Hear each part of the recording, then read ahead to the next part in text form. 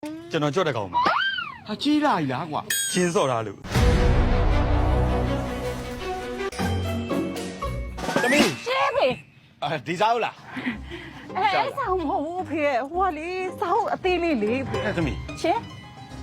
နေဘာဖြစ်နေရလဲ အခုဘာဖြစ်နေလို့လဲဖေ ဟာနေပုံစံနဲ့နေပြန်ကြည့်ဦး ဘာမှဖြစ်ပါဘူးဖေ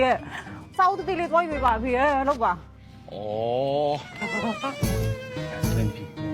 သမီး ရှင်းဖေ ဟာနိုင်လားဟာပို့ဆိုးသွားပြီသမီး ရှင်းဖေ နေဘာဖြစ်နေရလဲ ဘာဖြစ်လို့လဲဖေဟို ဟာ ဟာ ခုနကတော့တတခါနဲ့သပင်နေရလဲနောက်မှစီးကြတာအခုဖေဖေနဲ့နေဘလို့ဖြစ်နေတာလဲဟာ ဟိုဟာလေးဖေဟိုဟာကြွအထက်မှာကြွဝင်နေလို့တတိမောင်းထောင်နေရဖေ အဝိပုံတွေမှာကြောက်ဝင်နေတာ ဟုတ် ကိုလိုဆုံးရှုံးမှုများတယ် ဘာ ရှာပါမယ် ဘာဘူးဖေ ဟာကျွဲ့ ကျွန်တော်ကြွတဲ့ကောင်ပါ ဟာကြီးလာပြီလားကွာ ရှင်းစော့ထားလို့ ဟဲ့ရဲဝဲ ခင်ဗျာ မင်းငါ့ကိုဘာလို့ရှောက်ပြောနေရလဲမင်းငါသမီးကိုဘာလုပ်လိုက်သေးလဲ ကျွန်တော်ပါတော့ပုတ်လိုက်တယ် ပို့ဆိုးသွားပြီ